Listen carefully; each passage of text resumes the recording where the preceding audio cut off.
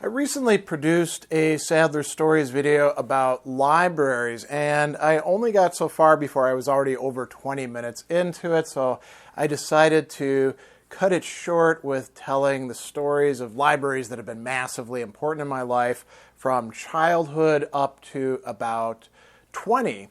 And the reason I have that cutoff is because when I was 20 years old, I had been in and out of the Army, got out in the budget cuts of 1990, worked in restaurants for a while, and then decided, maybe I should go to college. And I ended up going to a little place called Lakeland College, which is talked about as being in Sheboygan. It's actually way out in the cornfields past Howard's Grove. And it's a small liberal arts college. Originally church affiliated, still officially, but doesn't have much impact on it. And so I thought I would pick the story up there with going to college and talk about libraries and their importance for me through college, and then my year where I wasn't going to college or graduate school, but just working here in Milwaukee, and then going to graduate school in Southern Illinois University, Carbondale. So I got up to Lakeland College, and it was a small place. I got placed in the French, what was it called? The French suite. There were all these language suites. They knew that I spoke a bit of French, and so they wanted to do this experiment, and they essentially said, you'll get your own room in a suite rather than rooming with somebody else if you do this. So I was like, yeah, definitely, right? And I think my mom may have had some role in that. She was a native French speaker. Actually, English was her second language. So I wind up there and start settling in and, getting to my classes and stuff like that. And then I start to explore the library. I think if I remember right, in our English class, we had to do like a library scavenger hunt, because they want to introduce you to the resources that are in there. And libraries back then were, mostly books, as you can well imagine. And then there was like a whole section for periodicals, and that includes everything from magazines to journals in different things, and even newspapers, right? And how would you research that? Well, you had these big books and microfiche that you could look through. I forget, it was a Reader's Guide perhaps, or something like that. And so there's all this technology that we don't use anymore, card catalogs. That was what we had essentially grown up on. And things were shifting to computers in that day. Libraries were in the process of reconfiguration and change. And so, the library was located right next to the Student Center, which is where we would get our meals and stuff like that. The campus is pretty small, although it had some, really great back trails and a little pond and stuff like that. So I spent a lot of time in the library of my own accord. And, so did some of the other students. You'd see quite a few students using it as a place to carry out some quiet study, because back then libraries were still supposed to be quiet places.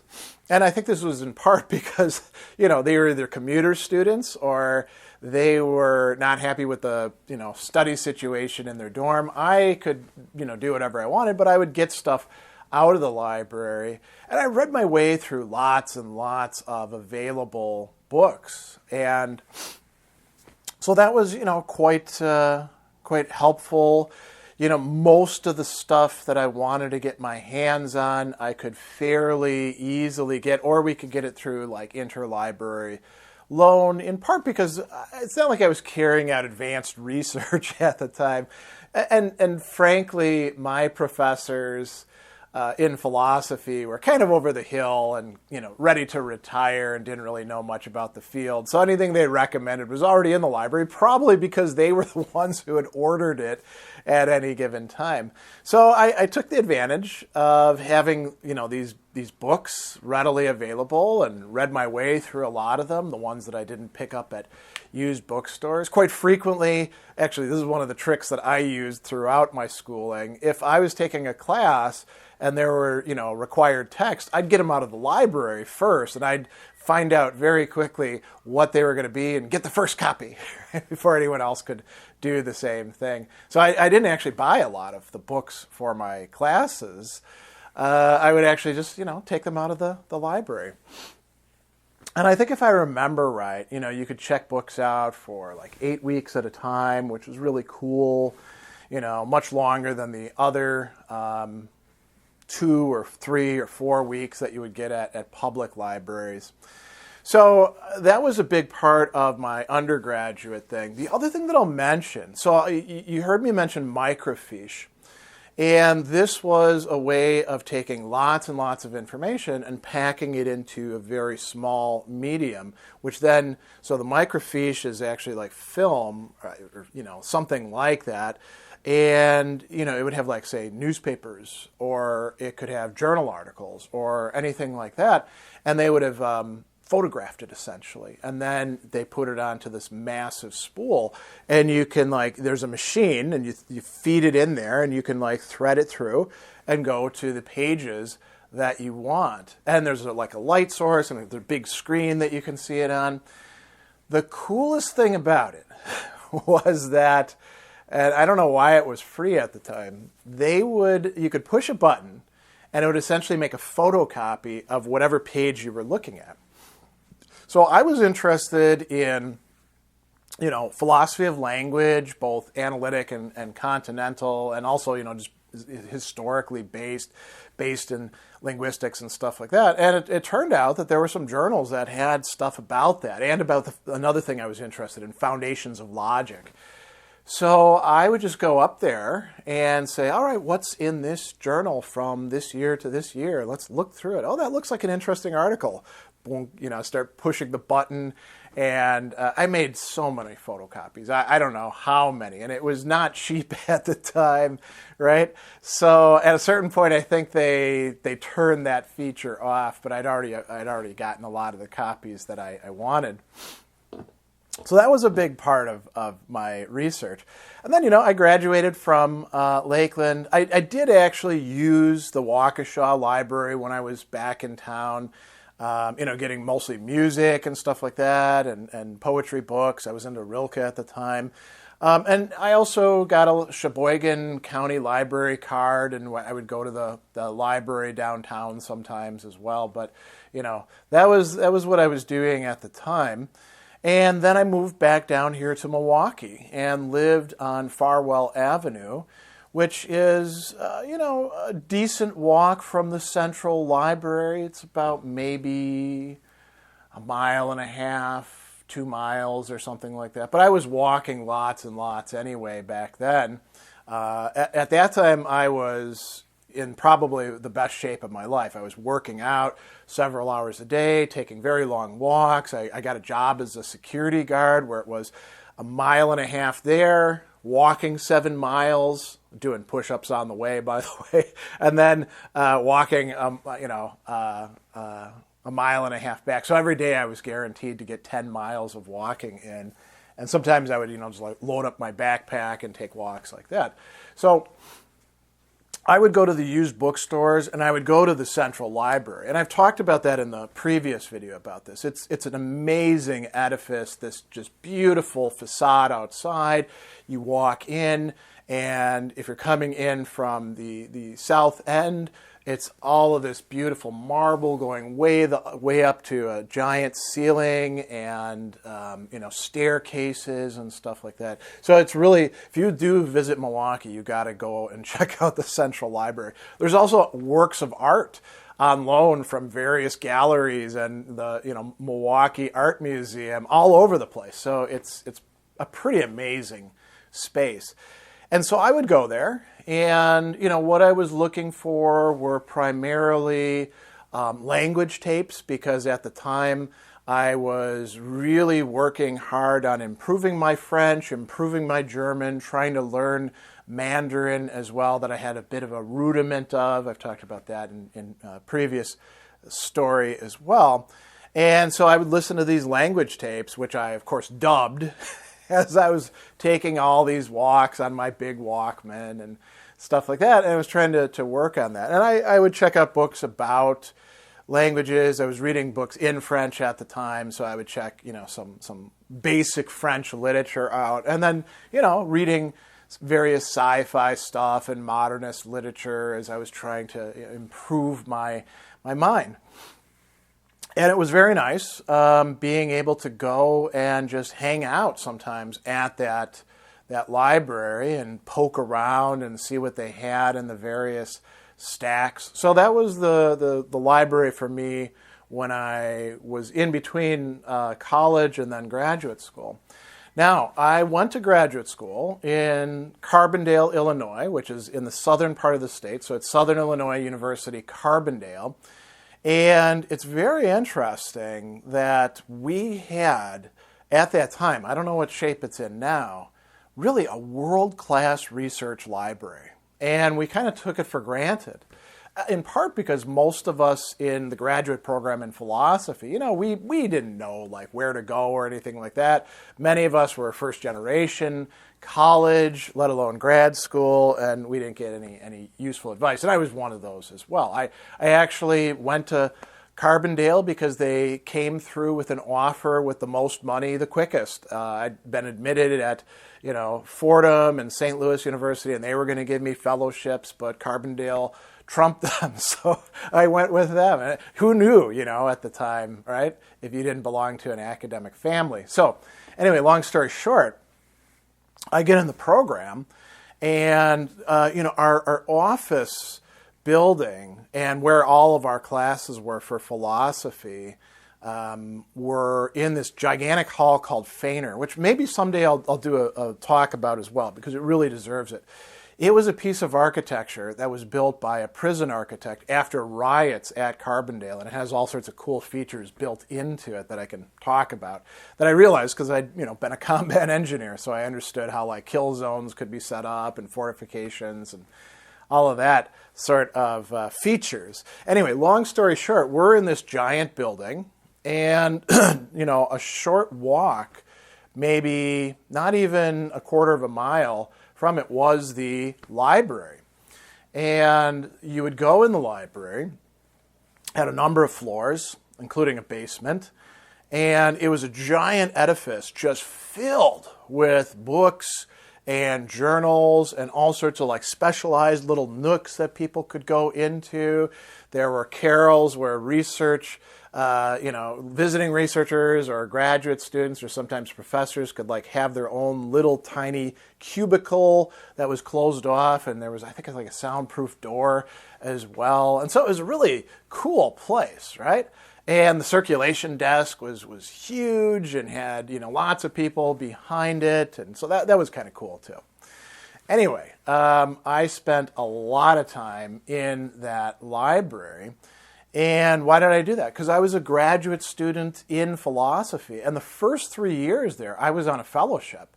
So that meant I could take as many classes as I want. Sometimes I took up to 5 classes per semester, so long as I was making good progress. And I didn't have to do anything other than go to my classes and carry out research and, of course, pass my comprehensive exams and write my thesis and then get ready, moving into the PhD. So I had lots and lots of time on my hands. The first year I lived there on campus, so I was going over to the library all the time. And what was really striking about it, the holdings were very extensive. So if I wanted to go, I could like walk down the stacks where all the books are, and there were, just for philosophy alone, there were, not just shelves, but stack after stack after stack. It was a giant region set up, in the Dewey Decimal No, the Library of Congress thing, right? If I remember right. So anyway, no, I take it back. They were Dewey Decimal at the time, which is kind of funny because John Dewey is an important person there.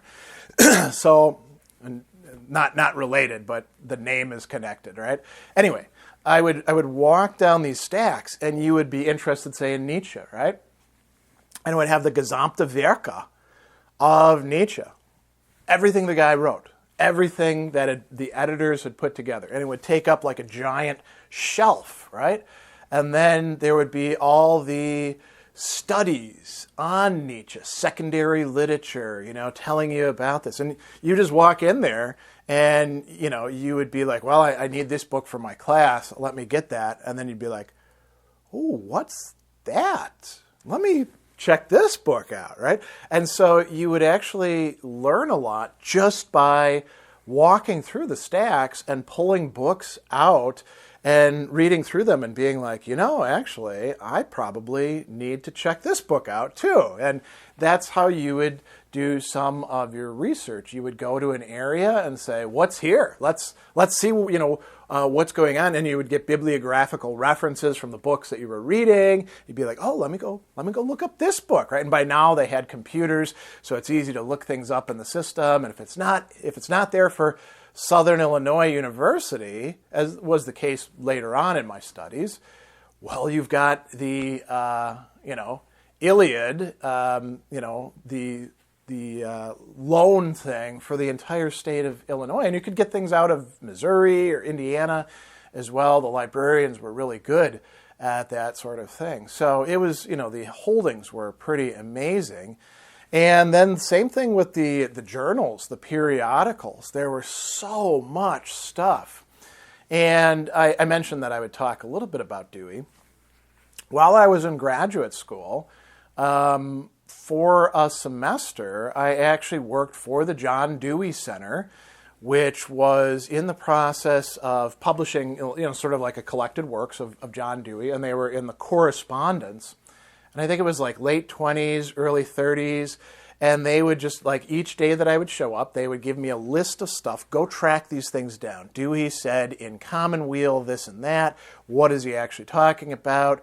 See if you can find this article. And so I would go to the library, and not everything was necessarily in stacks. Sometimes it would be in storage down below, and you'd have to ask them to bring it out. Or it could be in microfiche, like if it was newspaper articles. All of those were microfiche.